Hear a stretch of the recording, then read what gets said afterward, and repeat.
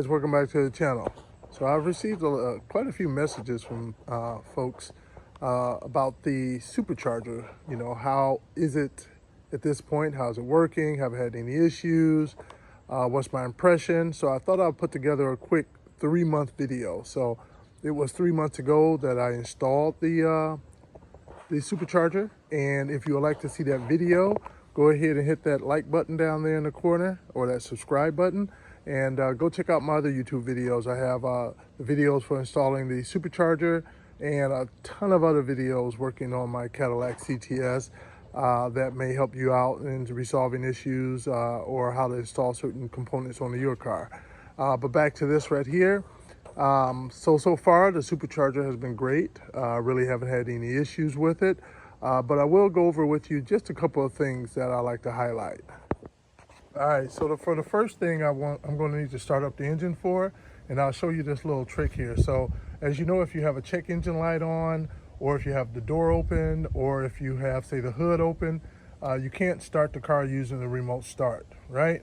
But if you have your hood open, you need to use your remote start to go ahead and start your engine. What you need to do is make the car think the hood is down. To do that, if you look right here, you see this little section right here? This right here is touching that, making it think the hood is up, which it is, right? So if you want to make it like it's down, you want to just move the latch, right? So what you're just going to do here is just push this on down, which, yeah, I can push it from here actually, which is going to take that, it takes a lot of strength on that, and lock it in place. And now it's not touching this right here anymore. See that, how it moves? So now the car will think the hood is closed, and you'll be able to use your remote start the car. So the reason I want to do that is because one of the things I needed to change after I installed this was that so we have our power steering reservoir over here now, right? And had to run new tubing for it. And the tubing that runs along right here, as you can see right here, and it goes down there, was one piece at that point, originally. So it was a 90-degree turn going down there. And so what was happening was that the 90-degree turn, even though I thought I had it out far enough, it was still a slight bend in it. And when the power steering fluid got warm, or hot that is, it made the tubing that much more flexible or easy to collapse. So what's happening was that 90-degree was almost collapsing all the way down, and it was restricting the amount of fluid what was getting through. Now, I wouldn't have really caught that, but there was a noise that was happening that I thought was associated with the supercharger, and it wasn't.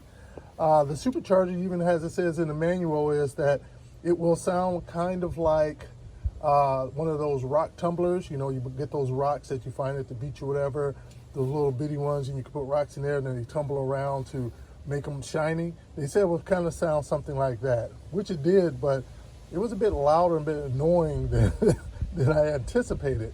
What it turns out was that that noise really wasn't coming from here. It was coming in regards to the power steering, and I'm gonna let you hear that noise, and I'll tell you what I did to resolve it. So first, let me start this thing up, okay? It's kind of windy out today, so hopefully the sound is able to be picked up pretty good.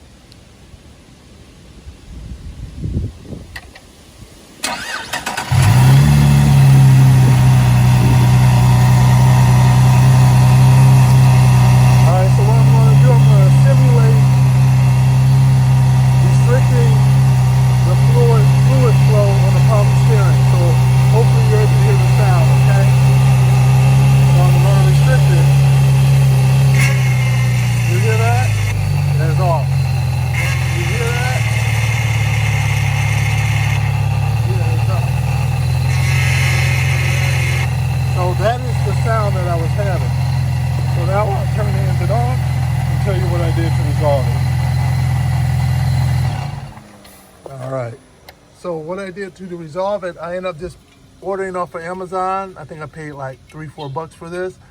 A 90-degree elbow, and I just cut the holes over here And so I just did a 90-degree down here, so I have to worry about that collapsing.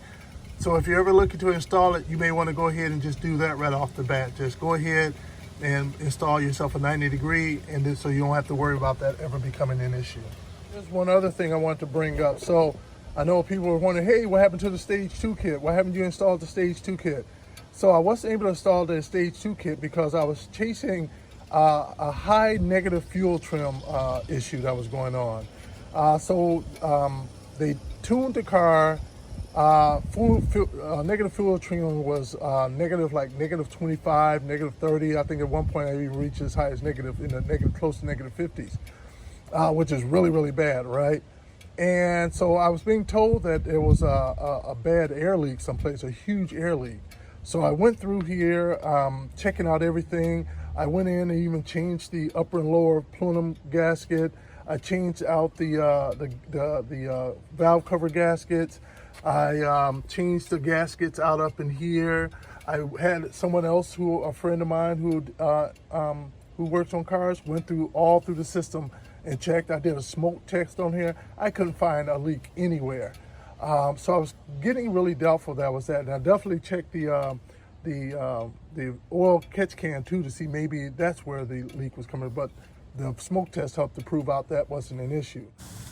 All right, so I'm gonna try to walk through this, and I'm slow, so forgive me here. So if I have high negative fuel trims, that's essentially the ECE saying, hey, there's too much fuel going on up in there. So what I want to do as the ECM, the brain of all of this, I want to take away some of the fuel. So I'm going to start reducing the amount of fuel that's being dumped up in there, and that's going to create that negative fuel trim. So that's really saying, hey, I'm getting too much fuel for some reason. Now, if I had a vacuum leak, I think it would go the opposite way. It was the ECM like, hey, there's a vacuum leak up in there. We have too much air getting up in there, so we need to compensate by dumping more fuel up in there to compensate for that vacuum leak. So that will give me a high positive fuel trim. So at that point, I decided to stop looking for a vacuum leak. I'm starting to think, okay, maybe there's something else. So for one, my fuel injectors are original, all right? And so he was like, okay, maybe you got bad fuel injectors, dumping fuel up in there. But here's the thing. The high negative fuel trim was even on both sides of the engine. Same amount over here. It was a negative 25 over here, was negative 25 over here, was negative 30 over here, was negative 30 over here. So it is extremely high unlikely that my fuel injectors on this side and that side are both behaving in the same bad way, non-performing way, right?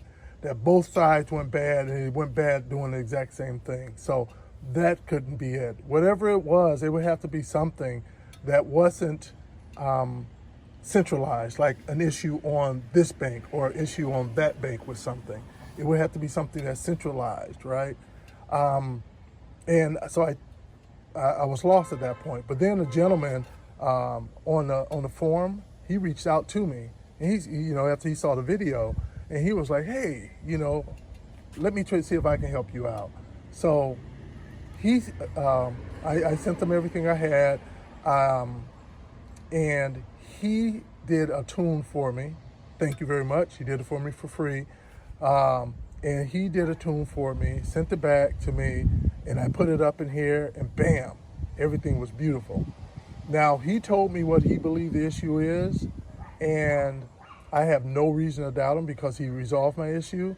But his reasoning, what he says what was wrong, kind of points to the original bass tune that was given to me.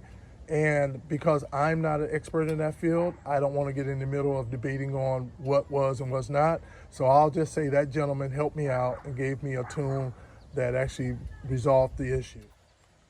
And if any of you guys disagree, because trust me, I'm not trying to be an expert up here. I'm just telling you what I think I know. So if you disagree with me about how the fuel trim levels work as far as negative versus positive and what's causing it, definitely put it down in the comments, because I'm always looking to learn more, And I think we should, you know, just circulate that all through the community, share all that information to help everybody out. So again, I'm not trying to be the expert up here. I'm always willing to listen to other people's opinions. So definitely put them down there in the chat. So now that I have a good tune on here, what I'm going to do now is, my next plan now is to go ahead and install the Stage 2 kit. Now the Stage 2 kit, you may ask me, what exactly is that and what do you get with it? Stage 2 kit is basically to increase the amount of fuel that's being delivered to the system to help to give you more horsepower. With that, you're going to get new fuel injectors. You're going to get a new high pressure fuel pump, which is located back there in the rear. You're going to get a new fuel pump for the gas tank. And don't let me forget that also with the Stage 2, you also get a smaller pulley on here too. So that will also require changing out the belt as well. And so what I'm planning on doing is installing that soon. And what you guys can look forward to after I put the Stage 2 kit on, and I go back to my gentleman, have him tune it up again with the Stage 2 kit, I'm going to go ahead and do some dyno pulls on here, so you guys can see what type of HP is being produced on there, what type of torque is being produced on here. So if you guys like the video, definitely hit that like button, and definitely go ahead and hit that subscribe button, and check out those other videos. Thanks a lot, everyone.